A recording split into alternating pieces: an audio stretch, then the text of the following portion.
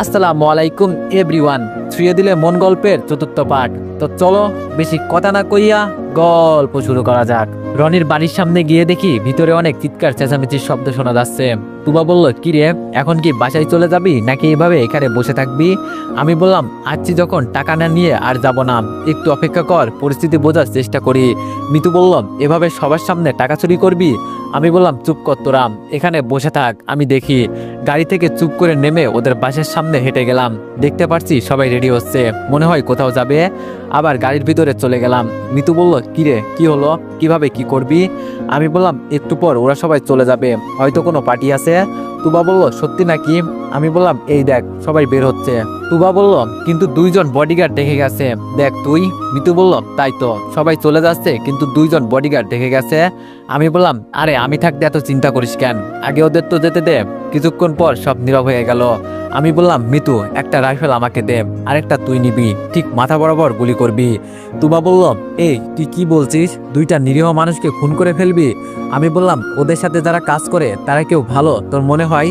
আর সোজা কথা মনে রাখ, আমার কাজের সামনে যে বাধা হয়ে দাঁড়াবে তাকেই জীবন দিতে হবে, হয় সে ভালো মানুষ হোক কিংবা খারাপ, আমার এতে কোনো যায় আসে না।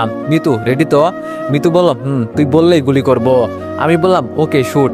ব্যাস, 2টা লাশ পড়ে গেল, তাড়াতাড়ি চল, আর লাশগুলো একটু ভিতরে নিয়ে ফেলে দে, তাহলে কেউ দেখতে পারবে না। 3জন মিলে ভিতরে গিয়ে টাকাগুলো খুঁজতে লাগলাম, কিন্তু কোথাও পেলাম না। হঠাৎ দেখি একটা বিছানার নিচে কেমন জানি একটা গন্ধ আসছে। যেই চাদরটা তুলে দেখলাম, চোখ ছানাবাড়া হয়ে গেল। আমি বললাম, কিরে তোরা কই, এই দেখ টাকা। মিতু বলল, ওরে বাবা, এত টাকা? আমি বললাম, তাড়াতাড়ি গাড়িতে ভর। তুবা বলল, কাজে লেগে পড়তে হবে, নইলে ওরা আবার চলে আসতে পারে। যত টাকা আছে সব লুট করে পিছনে রেখে দিলাম, বাড়ির দিকে চলে যাচ্ছি। মিতু বলল, প্রথম মিশন খুব সুন্দরভাবে করতে পারছি, যাক কোনো সমস্যা হয় নাই। তুবা বলল, রে, আমি তো খুব ভয় পেয়ে গিয়েছিলাম। আমি বললাম, এই জন্যই আনতে চাইছিলাম না, জানি তুই ভয় পাবি। তুবা বলল, এখন এটা বল, টাকাগুলো কি করবি? আমি বললাম, তোদের কারো টাকা দরকার আছে? মিতু বলল, আমাদের টাকা হিসাব করার একটা লোক রাখি, আমরা টাকা দিয়ে কি করব, তাই না তুবা? আমি বললাম, তুবার সম্পর্কে তুই জানিস? মিতু বলল, কাজে নামার আগে সব জানতে হয়, তোর সম্পর্কে জানি, শালা 5 মেয়ে মিলে। আমি বললাম, চুপ করবি? তুবা, তুই এত বেইমান হলি কি করে? তুবা বলল, তুই বললি না আমরা ফ্রেন্ড, ওর তো সব জানার দরকার, তাই বলে দিছি। আমি বললাম, ভালো করছোস, ওই মেয়েদেরকে যে আমি কি করব আস্তে আস্তে বুঝতে পারবি, এমন শাস্তি দিব জীবনেও ছেলেদের দিকে চোখ তুলে তাকাবে না। এখন এক কাজ কর, তোদের চেনা পরিচিত কোনো ব্যাংক আছে? মিতু বলল, এই কথা জিজ্ঞেস করলি কেন? আমি বললাম, যে কোনো ব্যাংকে টাকা রাখলে রনি খবর নিয়ে ফেলবে, এজন্য বললাম। মিতু বলল, বুঝছি, আমার মামাতো ভাই ব্যাংকের ম্যানেজার, তবে এখান থেকে একটু দূরে হবে। আমি বললাম, তাহলে তো হয়েই গেল, চলে যা তুই, আর আমার অ্যাকাউন্টে সব টাকা দিয়ে দিবি। মিতু বলল, তোরাও চল। ওয়ানেক্স হচ্ছে সবচেয়ে বিশ্বস্ত বুকমেকার, যা পিএইচডি এবং সিরিয়া অ্যাপের অফিসিয়াল পার্টনার। এই অ্যাপসে আপনি cricket, football, tennis live match দেখতে এবং তাদের স্কোর ভবিষ্যৎবাণী করে সহজেই অর্থ উপার্জন করতে পারবেন। সেই সাথে BMW গাড়ি, আইফোন, ল্যাপটপ এবং আরও অনেক নগদ পুরস্কার জেতারও সুযোগ রয়েছে। এই অ্যাপটিতে আপনি class crystal, under and over 21 ইত্যাদি গেম খেলে সহজেই আয় করতে পারবেন। আপনি বিকাশ, নগদ, রকেট ব্যাংক, ক্রিপ্টো, পেপল এবং অন্যান্য সহজ পদ্ধতির মাধ্যমে সহজেই আপনার জেতা টাকা তুলতে পারবেন। এখানে আপনি 24 ঘন্টায় 7 দিন গ্রাহক সহায়তা পাবেন। তাই এখনই পিন কমেন্টের লিঙ্ক ব্যবহার করে রেজিস্ট্রেশন করুন, অথবা গুগলে ওয়ানেক্স সার্চ লিখে রেজিস্ট্রেশন করুন। আর হ্যাঁ, রেজিস্ট্রেশনের সময় আমার প্রোমো কোড VODO7 ব্যবহার করে প্রথমবার ডিপোজিটে 20,000 টাকা পর্যন্ত পান। আমি বললাম, সবাইকে একসাথে দেখলে সন্দেহ করবে। তুবা বলল, মিতু, আর এই কাজটা তো তুই একাই করতে পারবি। মিতু বলল, আচ্ছা যা। বাসার সামনে আমরা নেমে গেলাম, মিতু গাড়ি নিয়ে চলে গেল। আমি বললাম, কিরে তুবা, তোর মা বকা দিবে না? তুবা বলল, আম্মুকে ঘুম থেকে জাগাতে পারবি তুই? গিয়ে দেখ কি মরার মতো ঘুম দিচ্ছে। আমি বললাম, তোর বাবা নাই তাই তো এজন্য বেশি করে ঘুমাই। তুবা বলল, দেখ উল্টাপাল্টা কথা বলবি না। আমি বললাম, উচিত কথা বললেই দোষ। তুবা বলল, তোর সাথে কথা বলা যাবে না, তোর মাথা এখন পুরোই খারাপ হয়ে গেছে। বাসায় গিয়ে ঘুমিয়ে পড়লাম, আর সকালে উঠে দেখি টাকার মেসেজ এসে গেছে ফোনে। বাবা, এত টাকা আমার অ্যাকাউন্টে, দেখে আমি অবাক হয়ে গেছি। সারা জীবন বসে খেলেও এই টাকা শেষ হবে না। বিরাস করতে করতে তুবাদের বাসায় গেলাম, গিয়ে দেখি মা মেয়ে মিলে নিউজ দেখছে। আমি বললাম, কি আন্টি, সকাল হতেই আজকে টিভির সামনে বসা? আন্টি বলল, সন্ত্রাসীর বাড়ি থেকে টাকা চুরি করছে, এত বড় কলিজা যে কার হতে পারে বুঝি না, ভয় করলো না ওদের? আমি বললাম, আন্টি আপনি জানেন আপনার মেয়ের অনেক সাহস বেড়েছে, সেই দিন আমাকে বলল কি জানেন, বলে আমি বুড়ি হয়ে যাচ্ছি, তাও আম্মু আমাকে বিয়ে দেয় না, তুবা বলল, কি কখন আমি তোরে এই কথা বললাম? হ্যাঁ। আন্টি বলল, বিয়ে করার খুব শখ না? দাঁড়া, রান্নাঘর থেকে খুন্তিটা নিয়ে আসি। আন্টি ভিতরে চলে গেল। আমি বললাম, কেমন দিলাম? তুবা বলল, তবে রে, আজকে তোরে খাইছি। আমাকে আর কে পাই, এক দৌড়ে নাই হয়ে গেছি। তবে এলাকা খুব গরম আছে বুঝতে পারছি। আজকে আর বেশি ঘরের বাইরে বের হওয়া যাবে না। বাসায় বসে বসে চিন্তা করছি কিভাবে থানার ওসিকে তুলে আনবো। এই কাজটা আমাকে একাই করতে হবে। ওখানে ওদের নিলে রিস্ক হয়ে যাবে। বিকালে মিতু কল দিল। মিতু বলল, আজকে কি করবি রে? আমি বললাম, রাতে দেখতে পারবি। আর রাতে তোদের কোথাও যেতে হবে না, তুবার বাসায় থাকিস তাহলেই হবে। মিতু বলল, আচ্ছা। আমি বললাম, আর শোন, মোটা থেকে একটা লাঠি নিয়ে আসবি। মিতু বলল, কি করতে চাস বলতো? আমি বললাম, সময় হলে দেখতে পারবি, এখন যেটা বললাম সেটা কর। মিতু বলল, ওকে। রাত 10টা থেকে থানার সামনে ঘোরাঘুরি করছি। ওসি কখন বের হবে? এই যা, একটা কথা তো ভুলেই গিয়েছিলাম। তাড়াতাড়ি মিতুকে কল দিলাম। মিতু বলল, হ্যাঁ আমাদের আসতে হবে, বল কোথায় আসবো? আমি বললাম, আসতে হবে না, তুই এক কাজ কর, আমাদের থানার ওসি সম্পর্কে সকল তথ্য বের কর। মিতু বলল, এটা কোনো ব্যাপার না, তুই কাজ শেষ করে চলে আয়, সকল তথ্য পেয়ে যাবি। আমি বললাম, ওকে। ফোন রেখে অপেক্ষা করছি। হঠাৎ দেখি ওসি বের হচ্ছে। স্যার, আপনার সাথে আসবো কি? ওসি বলল, না, তার দরকার নেই, আমি একাই যেতে পারবো। ওসি গাড়ি নিয়ে চলে যাচ্ছে। আমি পিছনে লুকিয়ে গাড়িতে উঠলাম। শালা দেখে নাই। কিছুটা সামনে যেতেই রুমালটা আস্তে করে মুখের সামনে রাখলাম। ব্যাস, কাজ খতম। ওসিকে আমার গাড়িতে তুলে তুবাদের বাড়ির সামনে নিয়ে গেলাম। তুবা আর মিতু দৌড়ে এসে বলল, কিরে, কাজ হয়েছে? আমি বললাম, এখন তোর চাচার রুমের চাবি আছে তো? তুবা বললাম, খোলাই রেখেছি। আমি বললাম, তাহলে চল, আর দেরি করা যাবে না। ওসিকে ধরাধরি করে বাংলোতে নিয়ে গেলাম। সুন্দর একটা পরিবেশ, এখানে কেউ নেই, সুন্দর মতো কাজ শেষ করতে পারবো। ওকে রশি দিয়ে চেয়ারের সাথে বেঁধে ফেল। কিছুক্ষণ পর ওসির জ্ঞান ফিরল। আমাদের দেখে চোখ বড় বড় করে তাকিয়ে আছে। মিতু বলল, সেই দিনের কথা মনে আছে? শালার টাকা আর ক্ষমতার কারণে আমাদের মামলা নিলি না, আজকে তোরে কে বাঁচাবে? ওসি বলল, কি বলছো তোমরা এইসব? আমি বললাম, কেন, আমাকে যে সেই দিন মারলি মনে নাই? এক রাতেই ভুলে গেলি? আর জীবনে কত টাকা ঘুষ খেলি রে? এ কথা বলেই ওসি ভয় পেয়ে গেল। আমি বললাম, কথা বলে সময় নষ্ট করতে পারবো না, তুবা, আগে তোরে দিয়ে কাজ শেষ করব। লাঠিটা তুবার হাতে দিয়ে বললাম, যা। ওসি বলল, বাবা তোমার পায়ে ধরি, বলে আমাকে মাফ করে দাও। আমি বললাম, মাপ তাও আমি? তুবা পারবি কিনা বল, এত নাটক দেখার সময় নাই। তুবা গিয়ে উড়াধুরা মারতে লাগলো। ওসি বলল, বাবা তোমার পায়ে পড়ি, আমার জীবনে আমি ঘুষ খাবো না। আমি বললাম, মিতু এখন তোর পালা। মারতে মারতে এমন অবস্থা করলাম, শালা আর কথা বলতে পারছে না। এখন তোরা সর, আমার কাজ করি। গিয়েই হাতে একটা আঘাত করলাম। শরীরে যত শক্তি আছে মুখে কাপড় ঢুকিয়ে দিলাম, যার কারণে কথা বলতে পারছে না। তুবা বলল, কি করলি, হাতটা তো ভেঙে গেল। আমি বললাম, ওর এমন অবস্থা করব যাতে আর চাকরি করতে না পারে। মিতু বলল, মাফ করে দে, যা। আমি বললাম, ছুরিটা আমার হাতে দে। এটা বলতেই দেখি ওরা ভয় পেয়ে কাঁপতেছে। আমি বললাম, আমার ভিতরে এখন আর কারোর জন্য দয়া লাগে না। ছুরিটা নিয়ে পা বরাবর একটা কোপ দিলাম। ব্যাস, পাটা ছিটকে দূরে পড়ে গেছে। শোন, তোর পরিবারে কয়জন আছে সব আমি জানি। কালকের পর তোরে যেন এই শহরে দেখতে না পাই, নইলে জীবন নিয়ে আর বাড়িতে ফিরতে পারবি না।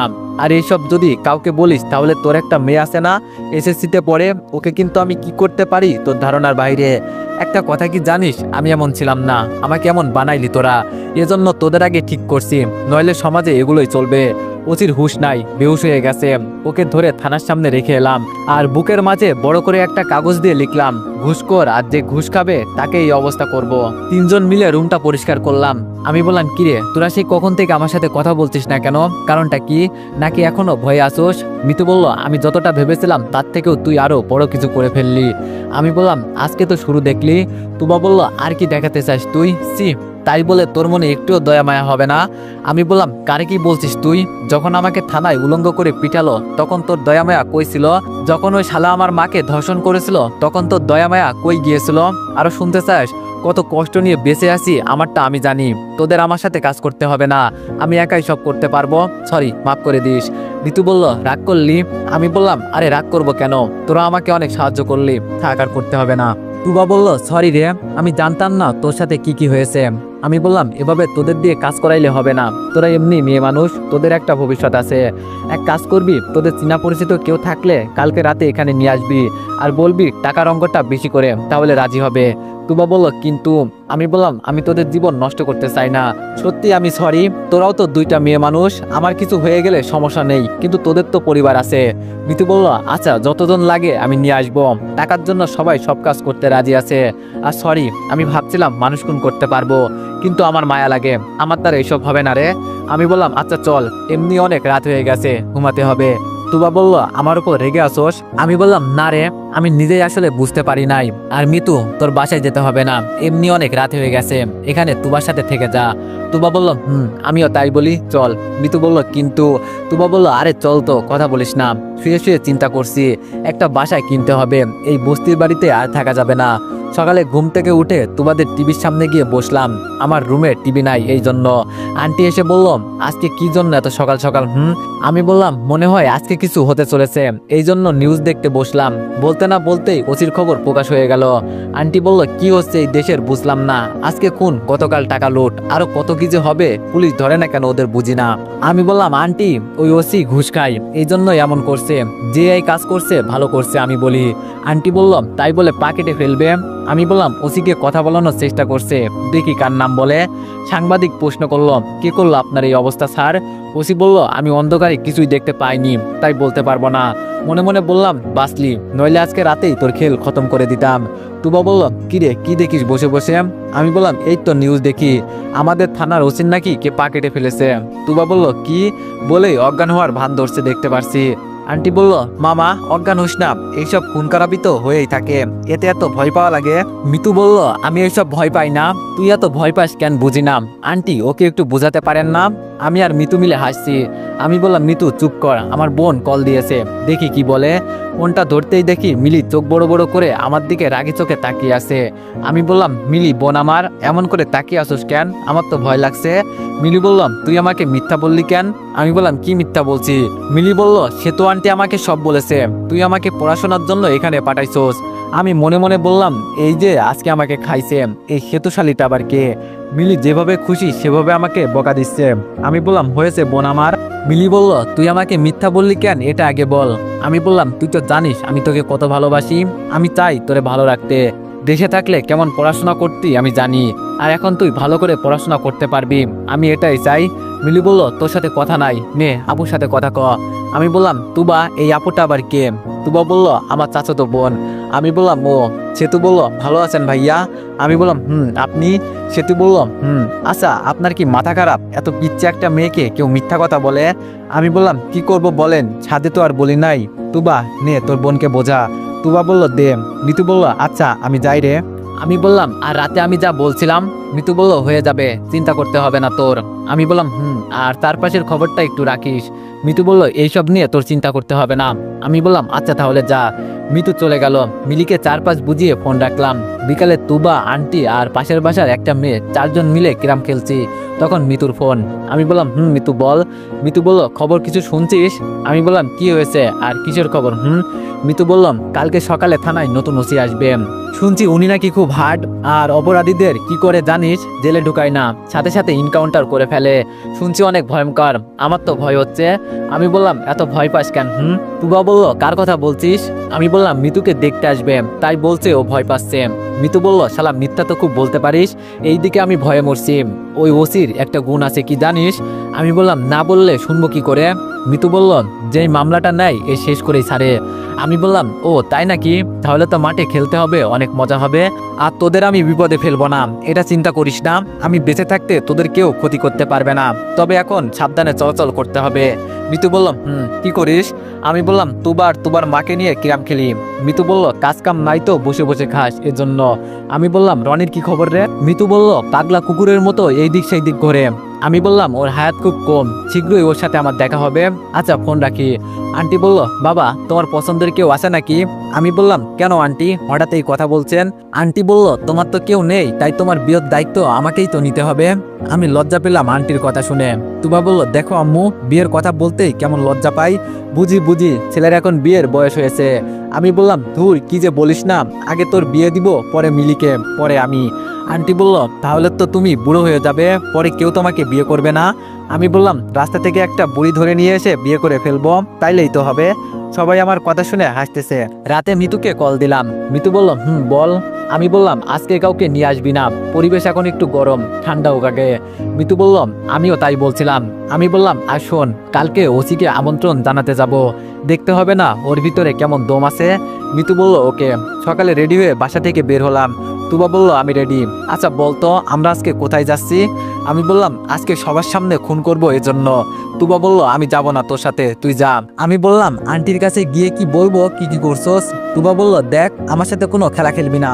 আমি বললাম তাহলে চুপচাপাই, থানায় নতুন ওসি আসছে, আগে দেখে আসি ওনাকে। তুবা বলল আমাদের দেখতে হবে না, 2 দিন পর ওরাই এসে আমাদের দেখবে। আমি বললাম এত ভয় পেলে স্বামীর সাথে সংসার করবি কি করে? তুবা বললাম এটা আর ওইটা আলাদা। আমি বললাম এত কথা না বলে চল, রাস্তায় দেখি আমাদের মতোই অনেকেই ফুল নিয়ে দাঁড়িয়ে আছে ওসিকে আমন্ত্রণ করার জন্য। তুবা বলল কিরে মিতু কই? আমি বললাম মনে হয় আসছে, দেখ কোথাও দাঁড়িয়ে আছে। তুবা বলল ওইদিকে দাঁড়িয়ে আছে চল। মিতুর কাছে গিয়ে দেখি ওর বান্ধবীদের সাথে দাঁড়িয়ে আছে। মিতু বলল মাত্র আসলি, সেই কখন থেকে দাঁড়িয়ে আছি? আমি বললাম আমার কি দোষ, তুবা সাজুগুজু করতে দেরি করেছে। তুবা বলল দেখ মিথ্যা বলবি না। মিতু বলল ঝগড়া বন্ধ কর, ওই তো ওসির গাড়ি এসে গেছে। গাড়ি থেকে যে নামছে তাকে দেখে আমরা 3 জন অবাক হয়ে গেছি। এটা তো একটা মেয়ে, আবার বলে এ নাকি খুব হার্ড, পুরুষ হলে একটা কথা ছিল, কিন্তু এটা তো মেয়ে। তবে আমার ভিতরে কেমন জানি দুপ দুপ করছে, মনে হচ্ছে কিছু হতে চলেছে। মেয়েটা কালো হলো আমার কাছে খুব সুন্দর লাগছে, মনে হচ্ছে জানো আমার মনে ধরে ফেলেছে মেয়েটাকে। ইস সত্যি অনেক সুন্দর আছে বলতে হবে। কালো হলো, মুখের ফেস কাটিং অনেক সুন্দর। তবে সবচেয়ে বেশি অবাক হয়েছে দেখি মিতু, বুঝতে পারছি না ও মুখ দিয়ে কোনো কথাই বেরোচ্ছে না, হা করে তাকিয়ে আছে। মেয়েটা আমাদের কাছে আসতেই মিতুর দিকে কেমন করে তাকিয়ে আবার চলে গেল। তবে ও চলে যাচ্ছে না রে ভাই, আমার মন নিয়ে যাচ্ছে। এত সুন্দর খুশবু আসছে ও শরীর থেকে, যেন আমি সত্যি পাগল হয়ে যাব। তুবা বলল কিরে দেখা তো শেষ, চল এখন কোথাও ঘুরতে যাই। মিতু বলল সব শেষ হয়ে গেছে রে, মনে হয় আমরা ফেসে গেছি। তুবা বললাম আরে বাবা ও তো একটা মেয়ে, ও আবার আমাদের কি করবে? পুরুষ হলে না একটা কথা ছিল। আমি বললাম তোরা যাই বলিস না কেন, এই প্রথম কোনো একটা মেয়েকে আমার ভালো লাগছে। তুবা বলল সত্যি? আমি বললাম হরে, মন থেকে ভালো লাগছে। ইস যদি ওকে আমি বিয়ে করতে পারতাম। মিতু বলল এত স্বপ্ন দেখা ভালো না জানিস, আর ওকে আমি খুব ভালো করেই চিনি। আমি বললাম তুই চিনিস ওকে, তাহলে তো কোনো প্রবলেমই নাই। মিতু বলল এখানেই তো সমস্যা। আমি বললাম মানে? মিতু বলল ও আমাদের স্কুলে পড়তো, একই ব্যাচ, সিনিয়র ছিল আমাদের, সবাই ওকে ভয় পেত। একদিন একটা ছেলে ওকে প্রপোজ করছিল, তখন ওর মাথায় ইট মেরে ফাটিয়ে দিয়েছিল, আর এই কারণেই ওর বাবা ওকে দেশের বাইরে পাঠিয়ে দেয় পড়াশোনা করার জন্য।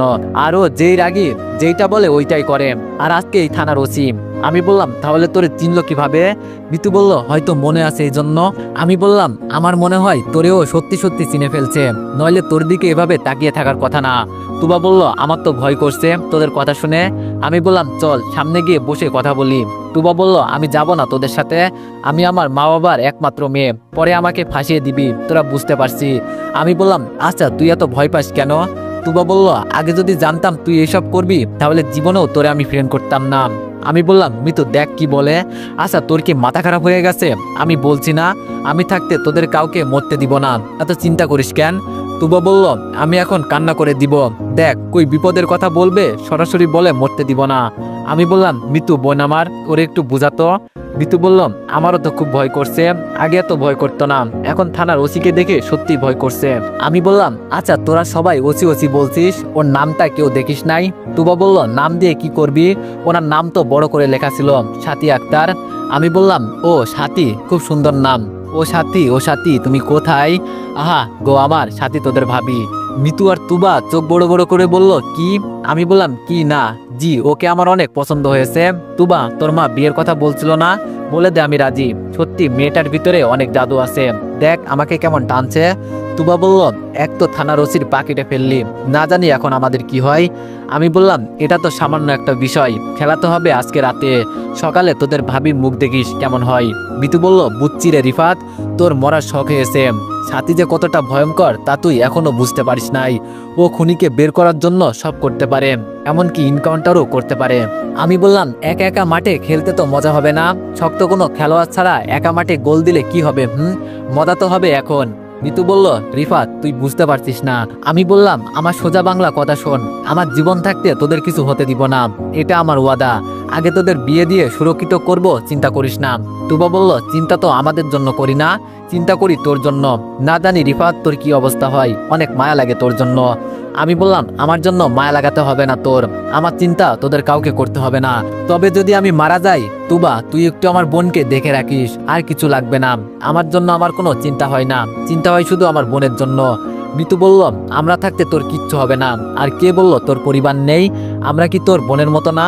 তুবা বলল, তাই তো, আমরাও তো তোর পরিবার। আমি বললাম, সত্যি তোদের তুলনা হয় না। মিতু বলল, সত্যি কি তোর সাথীকে পছন্দ হয়েছে? আমি বললাম, হরে, মন থেকে। মিতু বলল, কিন্তু আমাদের তো সিনিয়র, তোরও 1 বছরের বড় হবে। আমি বললাম, সিনিয়র মেয়েরা ভালোবাসে বেশি তার হাজবেন্ডকে, জানিস না?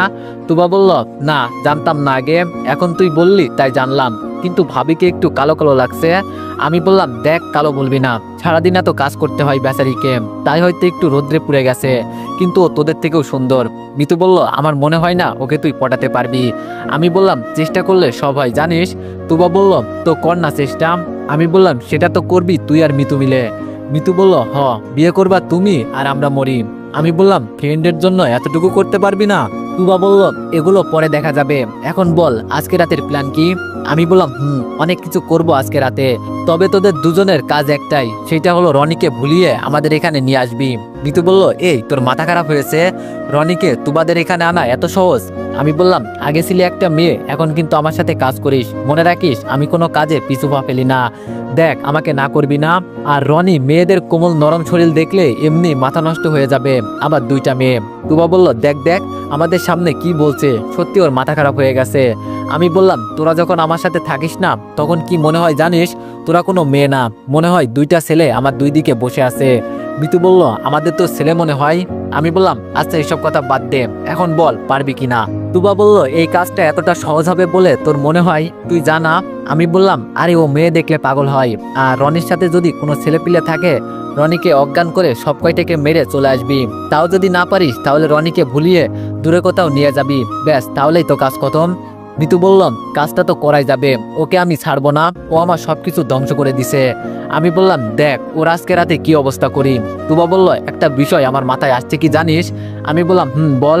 তুবা বলল, তুই যদি সত্যি সত্যি সাথীর জন্য পাগল হোস আর ও যদি জানতে পারে সবকিছুর কারণ তুই, তাহলে কি হবে তখন? আমি বললাম, পরের বিষয় পরে দেখা যাবে, এইসব নিয়ে তোর চিন্তা করতে হবে না, এখন চল থানায় গিয়ে একটু পরিচিত হয়ে আসি। মিতু বলল, তোর মাথা খারাপ হয়ে গেছে? আমি বললাম, আরে পাগলি, তুই তো চিনিস না, ব্যাস হয়ে গেল, বলবি আপনাকে দেখতে আসছি, সেই কবে দেখছি তার মনেই নেই। তুবা বলল, তোর জন্য কি সত্যি সত্যি আজকে মরতে হবে? আমি বললাম, মরলে মরবি, বিনা দ্বিধায় বলতে তো পারবি, বেস্ট ফ্রেন্ডের জন্য জীবন উৎসর্গ করে দিলাম। তুবা বলল, তোর জন্য একটা কুত্তাও মরবে না, আবার আমরা।